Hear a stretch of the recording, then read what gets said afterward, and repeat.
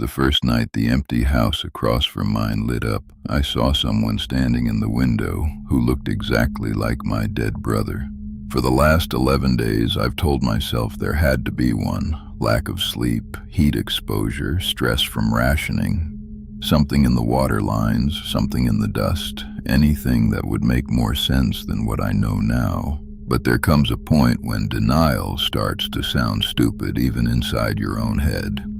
My name is Thomas Hale. I'm 34 years old, and until last week I lived in government housing on the north edge of Red Mesa Sector, Block 7, Unit 18. If that address means nothing to you, that's probably a good thing.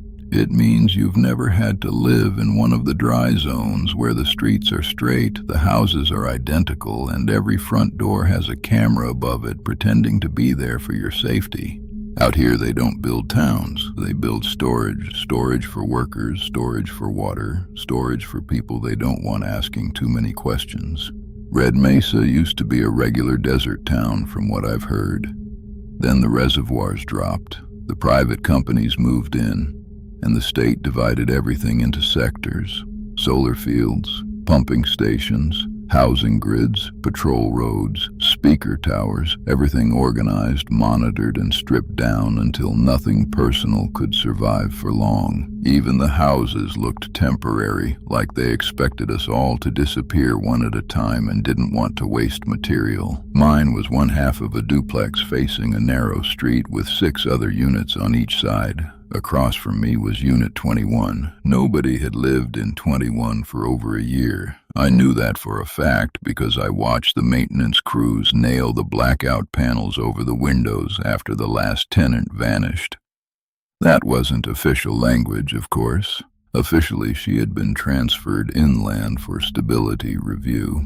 That's what they always said, but everybody on the block knew she had walked outside one night in her sleep and never come back. Her front door was found open in the morning. Her kitchen light was still on. Her shoes were by the bed. After that, Unit 21 stayed dark until the first night it didn't. It was 2:13 a.m. exactly. I know because the power had cut out again, and I was awake watching the battery clock on my kitchen counter tick forward in the dark. The outages had been getting worse all month. When the cooling fans died, the whole house became an oven. Sleep turned into a sweaty, miserable fight with the sheets until you gave up and sat in the dark waiting for morning. That's what I was doing when I saw the light. A dull yellow glow slipped through the blinds over my sink. I thought a patrol truck had stopped outside, but when I moved the slat aside and looked out, the street was empty. The light was coming from Unit 21. Not all of it. Just the upstairs front room. One window, a warm, steady light, as if someone had switched on a lamp. I remember standing there with my hand on the blinds, trying to make that fit into the world I understood. The house was sealed. Power was dead on the block.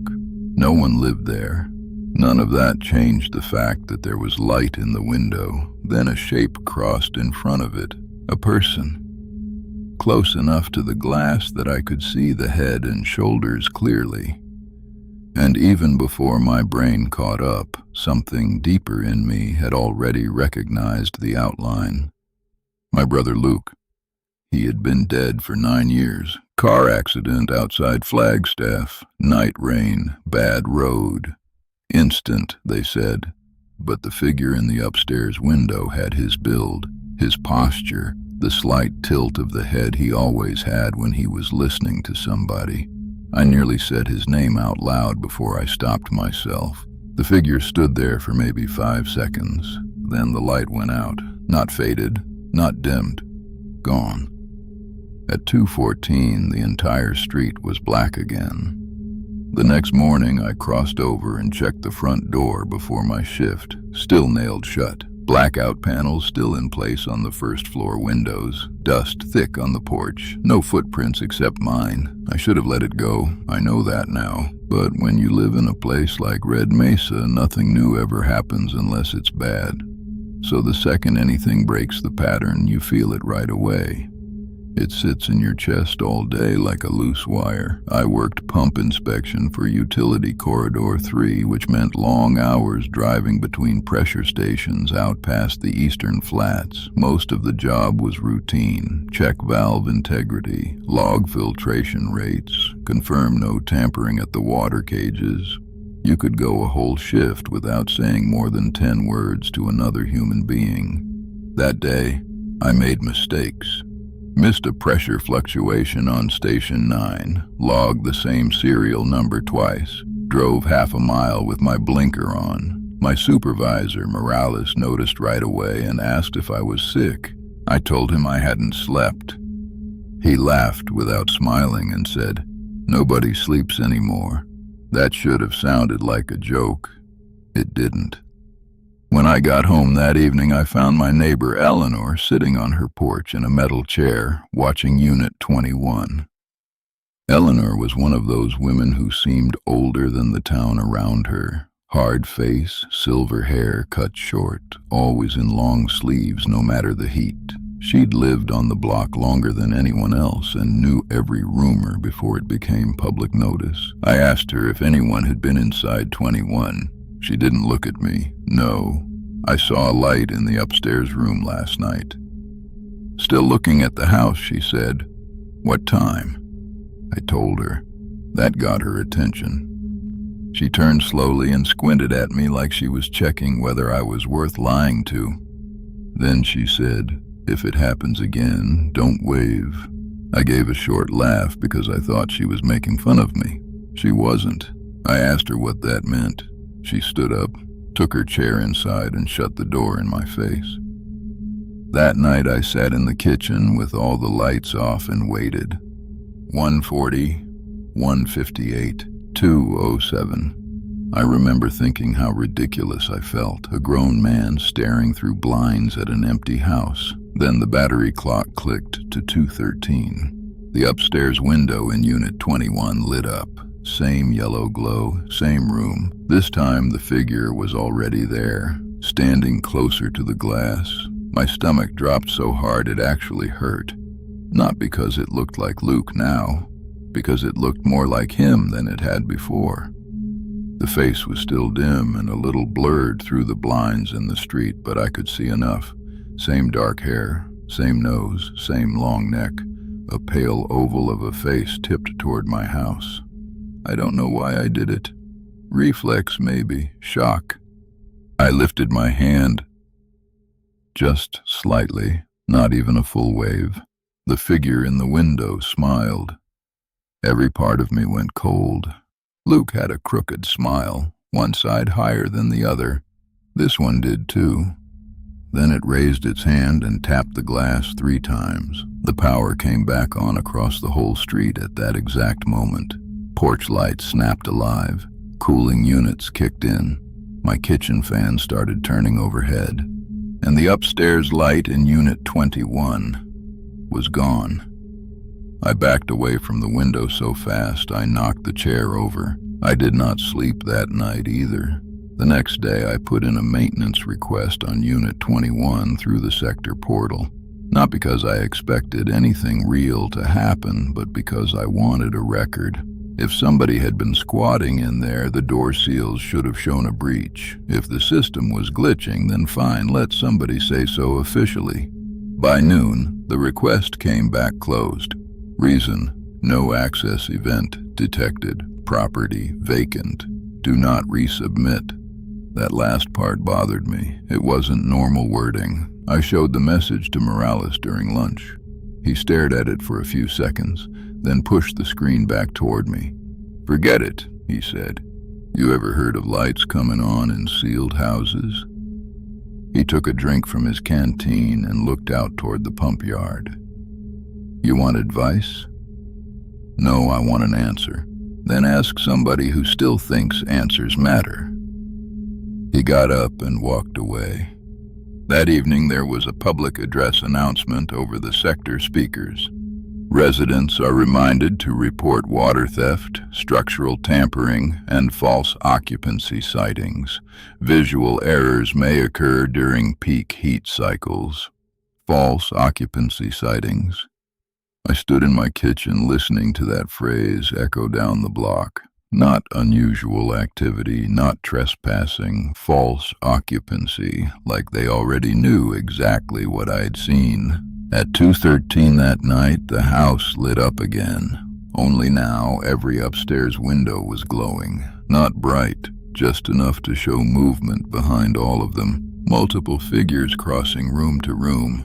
Too many for one house. I crouched by the blinds and watched shadows pass behind the glass. Tall ones, short ones, one that moved with a limp, one that paused halfway across the hall and seemed to lean toward the front window as if it had heard me breathing from across the street. Then one figure entered the front room and stopped where the light hit its face. It was my mother. She had died 4 years before Luke did. Cancer, slow, ugly, unfair, the kind of death that rewrites the inside of your head.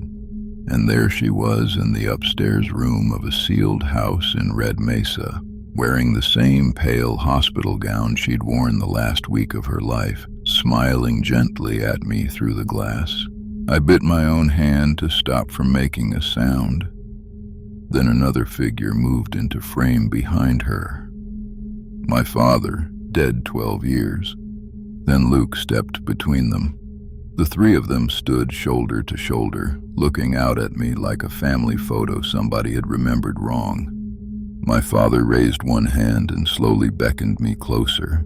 I fell backward away from the window and scrambled across the kitchen floor like something had come through after me. When I finally got the nerve to look again, the house was dark.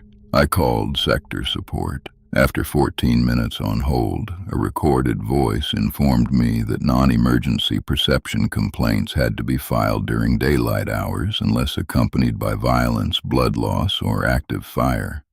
Perception complaints. I hung up. The next morning, Eleanor was waiting by my porch before I left for work. She looked worse than usual, pale, sweating, a rolled-up blanket tucked under one arm. "You waved," she said. It wasn't a question. I told her I didn't know what she was talking about. "You waved," she repeated. "That's how it starts." I asked her to explain. She looked at the street, then at the speaker pole on the corner, then back at me. "Not here." We drove out to an old shade stop 2 miles beyond the sector fence, one of those abandoned bus shelters that hadn't seen a bus in 20 years. She sat on the bench and took a long time speaking, like every sentence had to get past something sharp in her throat. She said Unit 21 hadn't been empty as long as people thought. Not really. Years earlier, before my block was fully occupied, a family had lived there for 6 weeks. Husband, wife, little girl. Then the wife started telling neighbors she saw people in the upstairs windows at night. Dead relatives at first, then strangers, then eventually herself. She got taken for stability review. 3 nights later, the husband vanished. A week after that, the child walked across the street in her pajamas at 2:13 in the morning and tried to open her own front door. She was found crying on the porch of Unit 21 because, in her words, someone else was sleeping in my room. After that, the house was sealed. I asked Eleanor how she knew all this. She looked away. The little girl was my granddaughter. That sat between us a while. Then I asked what happened to her. Eleanor's mouth tightened. She grew up. Where is she now? Don't ask me things you don't want true answers to. I didn't like that. I told her if she knew something dangerous and had said nothing all this time, she was out of her mind. She said very calmly, "I said things. That's why nobody listens to me anymore." Then she leaned closer and told me the part that made my skin go tight all over. "The house doesn't show you the dead because it misses them," she said. "It shows you the dead because it's learning what will make you come inside." I asked what the house was. She shook her head. "Wrong question. Ask what's underneath it." I never got to. A patrol drone crossed overhead, low and loud, and Eleanor stood up so fast the bench scraped the concrete. She told me to board my upstairs windows before dark. Then she walked back toward the sector alone without another word. I should have listened to her. Instead, that night I stayed home on purpose.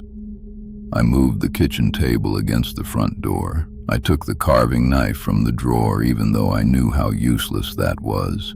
I turned every light in the house on like brightness could somehow settle things.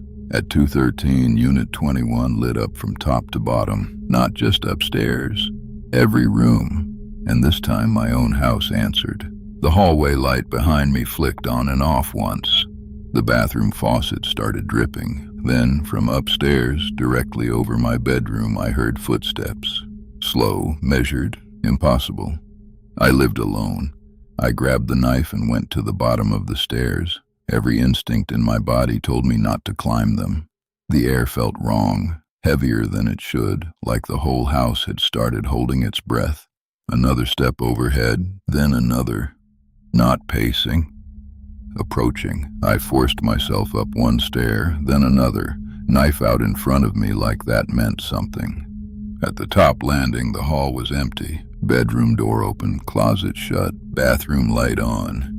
And from inside my bedroom came the sound of my old bedside radio switching frequencies by itself. Static, click, static, click, static. I moved to the doorway and looked in. Nobody there. Then the radio stopped searching and settled on a clear signal. A woman's voice, formal and emotionless, said, "Occupancy transfer in progress. Please remain calm." I crossed the room in 3 steps and yanked the cord from the wall. The radio kept talking. Primary resident observation accepted. Familiarity threshold met. I dropped it. It hit the floor and cracked open, wires spilling out, but the voice continued from somewhere inside the plastic shell. "Please proceed to the designated address." Across the street, through my bedroom window, every light in Unit 21 flared brighter. And there, in the upstairs front room, was me.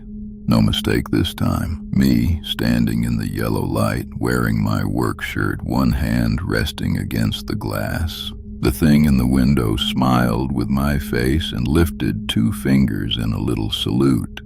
Then, from downstairs, someone knocked on my front door. 3 slow taps. I ran. Not out the front, out the back, over the cinder block wall into the alley behind the units, dropping hard enough to skin both palms. I heard the front door of my house open as I hit the ground. Not splinter, not break, open, like whoever was there had a key. I didn't stop moving until I reached the utility sheds by the eastern fence. I crouched there in the dark with blood on my hands and dust in my mouth, listening to the sector speakers hum overhead. Then the announcement began. Residents of Block 7 are advised that a duplicate occupancy event has been resolved. Please disregard visual inconsistencies during reintegration. Duplicate occupancy event. Resolved. I sat there with my heart pounding so hard I thought I might black out, and I realized the announcement wasn't for me. It was for everyone else. It was permission. Permission not to question what they saw in the morning. I spent the rest of the night in the cab of my work truck. At sunrise, I drove straight to the utility corridor office and found Morales before shift assignment. I told him everything, not carefully, not in a calm way. I dumped it on him all at once. The lights, the dead relatives, the radio, the thing in the window wearing my face, the knocking at my door. He listened without interrupting. When I was done, he rubbed both hands over his face and shut his office door. Then he said, "You need to leave the sector by noon." That wasn't the reaction I expected. I asked him how much of it he already knew.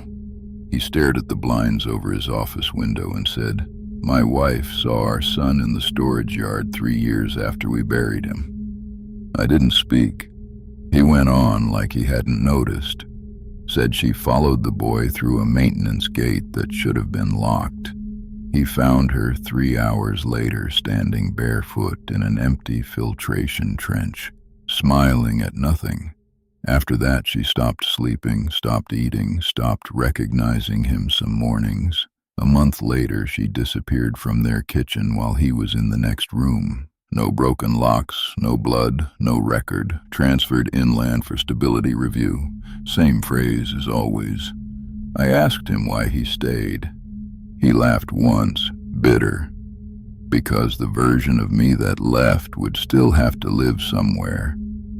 Then he opened his desk drawer and handed me an old paper map.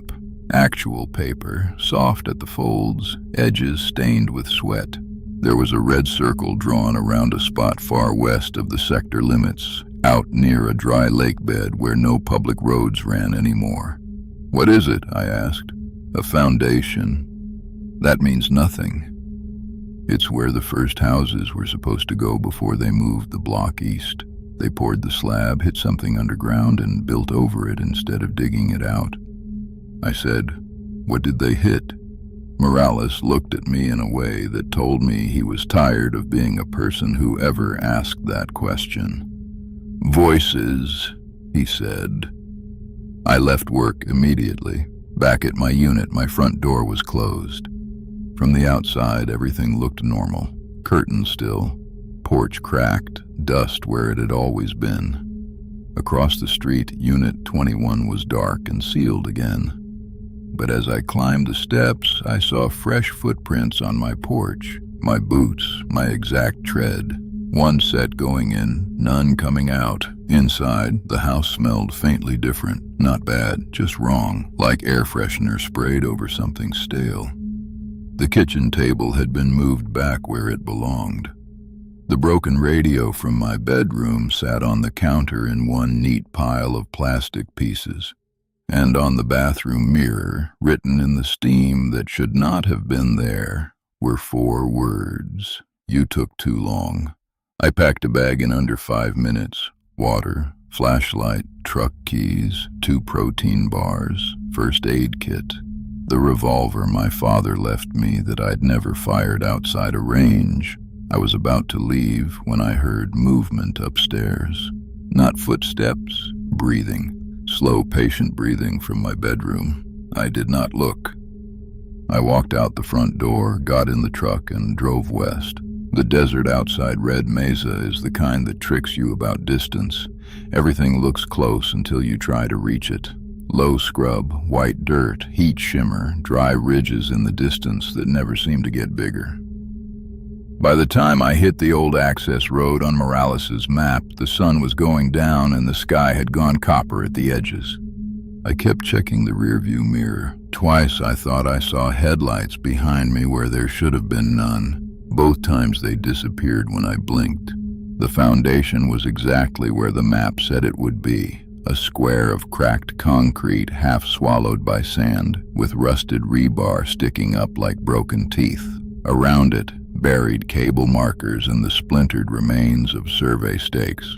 No houses, no crews, no evidence anyone had meant to build there in years. But in the center of the slab there was an opening, a rectangle cut clean through the concrete and covered with a steel hatch that had been pried aside long ago. Cold air rose from it, cold enough to make the hair on my arm stand up in the desert heat. I took the flashlight and climbed down. There was a ladder fixed to one wall, descending into a chamber maybe 20 feet below ground. The room at the bottom wasn't large, maybe the size of a storage container, with poured concrete walls and old cable conduits running into the floor. In one corner stood a dead terminal console from some earlier phase of the project. In another, a folding chair and empty water bottles. Someone had been here recently. Then I heard the whispering, not from one place, from all around. So faint I thought at first it was air moving through the conduits, but once I stood still I could hear words forming and dissolving, dozens of voices speaking just beneath comprehension, familiar tones, familiar cadences. My mother laughing softly from somewhere under the floor, Luke saying my name from behind the wall. My own voice, close to my ear, asking, "Did it let you leave?" I spun so fast I dropped the flashlight. It rolled across the concrete, beam skidding over the walls until it came to rest, pointing at the old terminal. The screen was on. Green text blinked across the black display. Occupancy archive ready. Then a second line appeared. Thomas Hale verified, and after that, a third.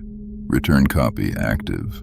I backed away from the terminal until my shoulders hit the wall. The whispering rose all around me, layering over itself.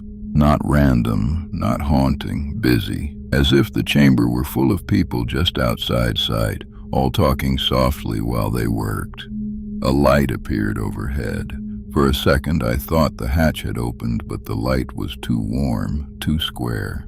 A house light, yellow window light.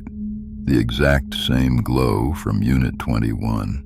It spilled down through the hatch opening in a perfect rectangle, but there was no visible source above it.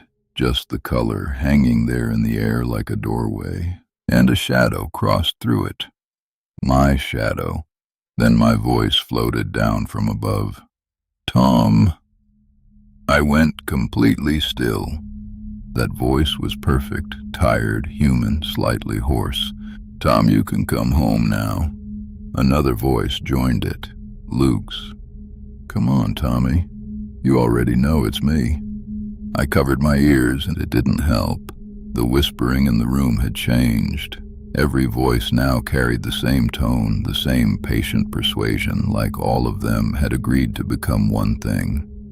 "Come home, come upstairs, come inside." Then the hatch slammed shut. Darkness. The room fell black except for the terminal glow.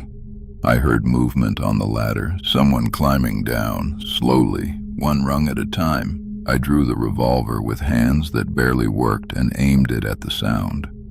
My flashlight lay somewhere on the floor off to the side, beam angled uselessly into a wall. The climbing stopped halfway. Then my own voice said very gently, "Don't do that. You'll only make one of us hard to recognize." I fired. The flash filled the chamber for an instant. In that instant, I saw a face above me on the ladder. Mine, only calmer, cleaner, rested, like a version of me that had never lost sleep, never grieved, never doubted anything. Then the dark came back and something dropped from the ladder to the floor.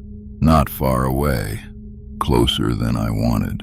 I fired again and again until the chamber became noise and light and cordite and concrete echoes. When the last shot clicked empty, the whispering had stopped. So had the movement. I stood there shaking in the dark, unable to hear anything except my own ragged breathing. Then the terminal chimed. A new line of text appeared. Primary resident refusal confirmed. Under that, broadcast fallback initiated. The sector speaker voice filled the room from nowhere and everywhere at once. Residents of Red Mesa, please be advised that a non-compliant occupant has exited assigned housing. Visual contact should be treated as temporary. Familiar replacement remains in service. I understood then. Not all at once, but enough. Whatever was under those houses didn't just imitate people. It maintained them, smoothed them out, made them usable, returned better versions for the system to keep running while the originals were taken somewhere deeper, somewhere voiceless. Maybe that sounds insane, and I know. But you tell me what else explains a town where no one questions the missing as long as the copies still go to work. I found the flashlight, found the ladder, and climbed. No one waited at the top. The desert was black and silent under a sky full of dead stars. My truck still sat where I'd left it. For one stupid second, I thought maybe I had made it out. Then I saw headlights in the distance, coming fast across open ground where no road existed. One vehicle, mine. Same dents in the front bumper, same cracked left headlight, same hanging mirror charm. Behind the wheel was me. I'm not proud of what happened next. I ran, not to the truck, Away from it, out into the flats, with my bag slamming against my back and the empty revolver still in my hand like a joke. The headlights followed at a walking pace, never hurrying, just keeping me lit in the dark. After a while, I could hear the driver speaking through the open window, not shouting, just talking in my voice, as if we were having an ordinary conversation. It doesn't have to feel like dying. You made this harder than it had to be. Your house is waiting. Then, after a long silence, broken signal is all they'll call what's left of you. That was the first time I heard the phrase. Broken signal. Not a warning, not a name, a category. Something damaged, something that used to carry a person and now only carried scraps. I don't know how long I kept moving after that. Hours, maybe.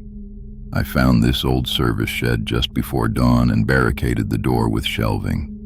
There's no water left except half a bottle. The windows are painted over from the inside. I can hear the truck idling outside every now and then, though when I peek through the nail holes, I never see it. Maybe it's waiting for night. Maybe it's waiting for 2:13. A few minutes ago, the little emergency radio in my bag switched on by itself. The sector bulletin said Thomas Hale returned to Unit 18 this morning in stable condition. The bulletin thanked neighbors for their cooperation. Then Eleanor's voice came through the static, or something wearing it, and said my porch light is on. Said the upstairs window is glowing. Said there's somebody in my kitchen now, standing very still, waiting for the house across the street to answer.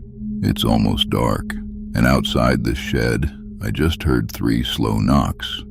If anyone finds this recording, don't go looking for Unit 21. Don't trust a house just because the lights are on. And if the person waving at you from across the street has your face, don't wave back. Because once it learns you, the town won't care which version comes home. It'll keep the copy, keep the schedule, keep the job, keep the smile, and file the rest of you under the same name they use for every damaged voice still drifting around out here in the dark. Broken signal